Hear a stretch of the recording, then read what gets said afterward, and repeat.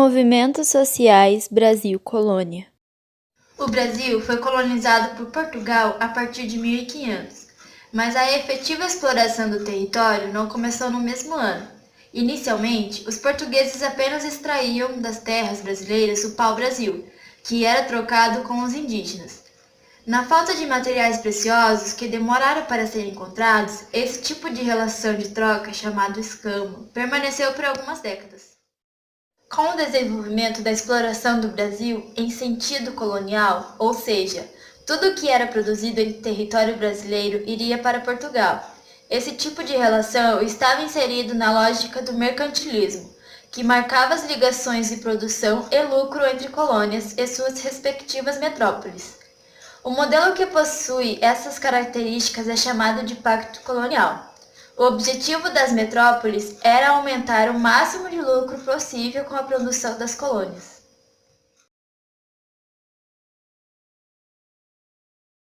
A denominada insurreição pernambucana ocorreu no contexto de ocupação holandesa na parte nordeste do Brasil, incluindo a região de Pernambuco.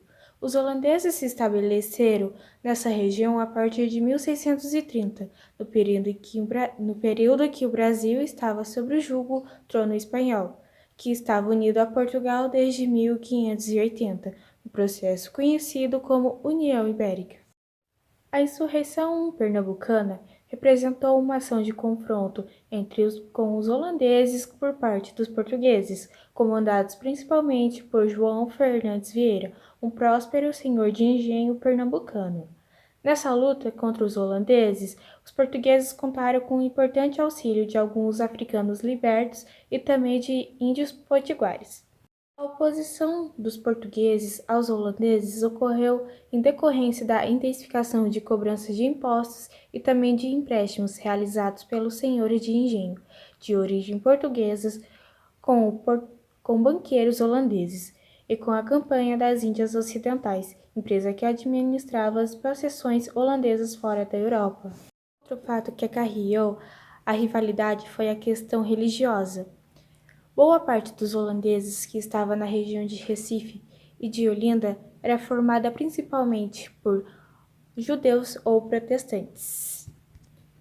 Neste conceito religioso, que trazia as consequências da reforma e da contra-reforma para solo americano, o catolicismo professado pelos portugueses era mais um elemento de estímulo para expulsar os holandeses do local. Os conflitos iniciaram em maio de 1645. Após o regresso de Maurício Nassau à Holanda, as tropas comandadas por João Fernandes Vieira receberam o apoio de Antônio Felipe Camarão, índio potiguar conhecido como Pote, que auxiliou no combate aos holandeses juntos a centenas de índios sob seu comando. Outro auxílio recebido veio do africano Limberto Henrique Dias. A Batalha do Monte Tabocas foi o principal enfrentamento ocorrido nesse início de insurreição. Os portugueses conseguiram infligir uma retumbante derrota aos holandeses, garantindo uma elevação da moral para a continuidade dos conflitos. Além disso, os insurretos receberam o apoio de tropas vindas da Bahia. Outros componentes envolvidos na insurreição pernambucana estavam ligados à disputa que havia entre vários países europeus da época. Durante a Guerra de 30 Anos, os espanhóis estavam em confronto com os holandeses pelos territórios dos Países Baixos. Era ainda período de União Ibérica, em que o reino português estava subjugado ao reino espanhol. Nesse sentido, a posição holandesa em relação a Portugal era dúbia. Em solo europeu, os holandeses apoiavam os portugueses contra o domínio espanhol, mas ao mesmo tempo ocupavam territórios portugueses na África Ocidental e no Brasil, sendo além da região pernambucana, os holandeses tentaram conquistar algumas localidades no Maranhão e no Sergipe. No início de 1648, Holanda e Espanha selaram a paz, e os espanhóis aceitaram entregar aos holandeses as terras tomadas pelos insurretos portugueses, em Pernambuco, Frente a tal situação, o conflito continuou. Em abril de 1648, ocorreu a primeira Batalha dos Guararapes, em que os holandeses sofreram uma dura derrota, abrindo o caminho para o ressurgimento do domínio português a partir de 1654. É hoje que eu pego e tiro esse bando de holandeses das nossas imundos terras. Os branquelos. Eu exijo que vocês saiam das nossas terras, das nossas propriedades, hoje e agora, você e o seu bando. A gente tá enjoada de pagar tanto impostos. Nós não fizemos Fiquem nada. quietos. Nós não fizemos Fiquem nada. quietos, seus branquelos. Saiam! Saiam! Sai da nossa terra!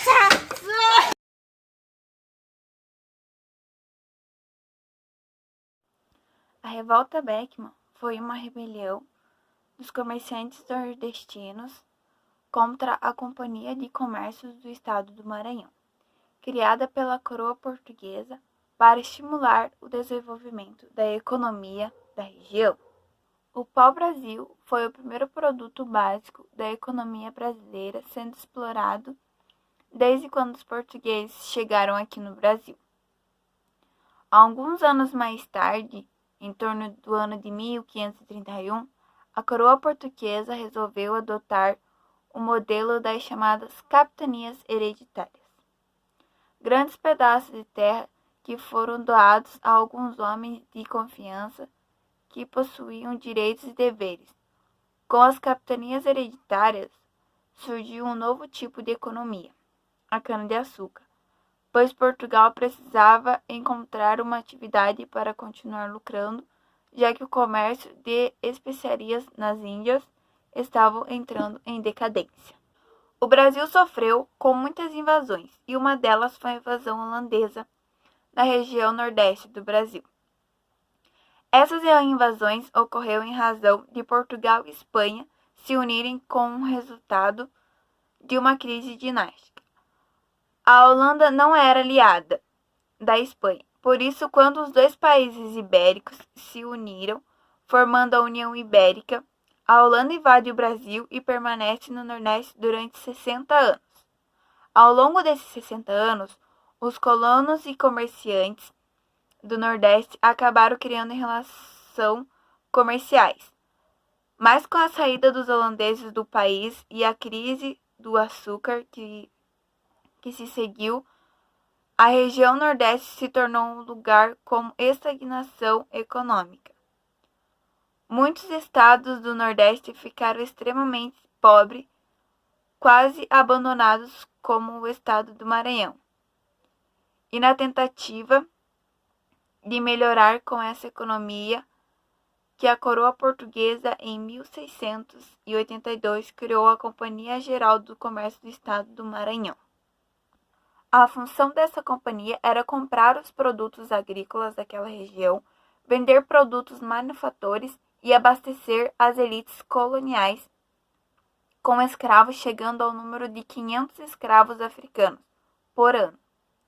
Havia muitos conflitos entre os proprietários de terras e jesuítas em relação à escravização dos nativos e com o número de escravos africanos fornecidos pelo governo, e o conflito entre os senhores de terras e jesuítas iriam diminuir, ou seja, a companhia foi criada para solucionar os problemas de escoamento da produção e do abastecimento da região com o produto europeu. Isso também favorecia o governo português, pois esse teria o monopólio comercial de escravos, lucrando cada vez mais. No final, o governo português não cumpriu com o prometido e não forneceu os escravos, gerando conflito entre elites e jesuítas, que não permitiam a escravização dos índios. Também não compravam a produção dos donos de terras e forneciam materiais manufatores de péssima qualidade e com valor muito alto.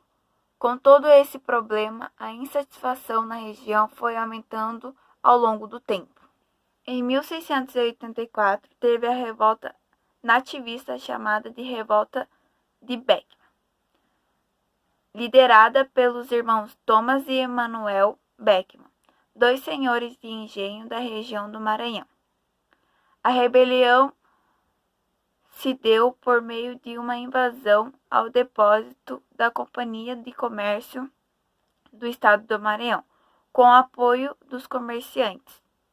Os revoltosos também expulsaram os jesuítas e tiraram o governador de seu cargo. Thomas Beckman foi enviado para o metrópole a fim de jurar a fidelidade ao rei, retornando com outros governos. Gomes Freire de Andrade não encontrado resistências dos revoltosos. Manuel Beckman foi condenado à morte e Thomas foi expulso de sua terra, enquanto o restante dos revoltosos foram condenados à prisão perpétua. Tudo ocorreu na noite de 24 de fevereiro de 1684. Os irmãos Manuel e Thomas Beckman, 2 proprietários rurais da região, com o apoio de comerciantes, invadiram e saquearam o depósito da Companhia de Comércios do Maranhão. Os revoltosos também expulsaram os jesuítas da região e tiraram do poder o governador.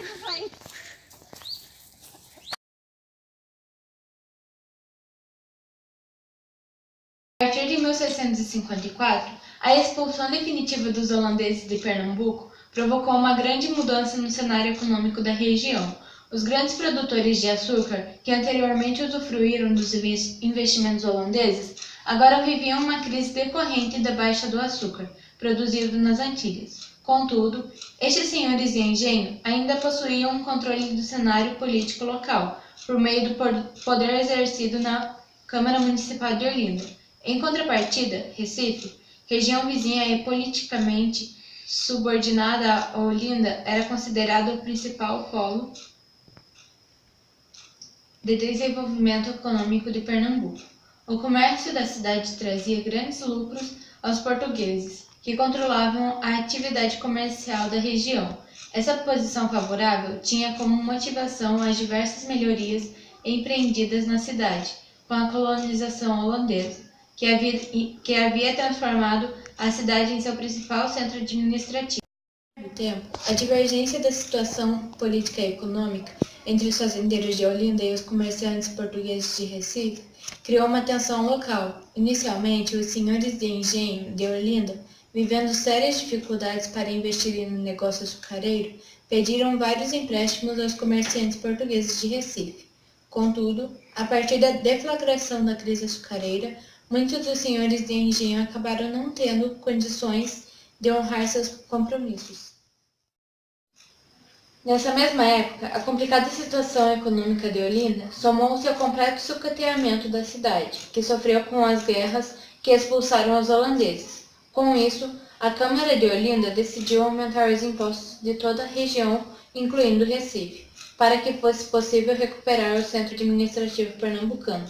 Inconformados, os comerciantes portugueses, pejorativamente chamados de mascates, buscaram se livrar da dominação política olindense. Os comerciantes de Recife conseguiram elevar seu povoado à categoria de vila, tendo dessa maneira o direito a formar uma Câmara Municipal autônoma. A medida deixou os latifundiários de Olinda bastante apreensivos, pois temiam que dessa forma os comerciantes portugueses tivessem meios para exigir o pagamento imediato das dívidas que tinham a receber. Dessa forma, a definição das fronteiras dos 2 municípios serviu como estopim para o conflito. O prolongamento da guerra só foi interrompido no momento em que a coroa portuguesa indicou em 1711 a nomeação de um novo governante, que teria como principal missão estabelecer um ponto final ao conflito. Escolhido para essa tarefa foi Félix José de Mendonça, que apoiou os mascates portugueses e estipulou a prisão de todos os latifundiários olindenses, evoluídos com a guerra. Além disso, visando evitar futuros conflitos, o novo governador de Pernambuco decidiu transferir a administração para cada uma das cidades.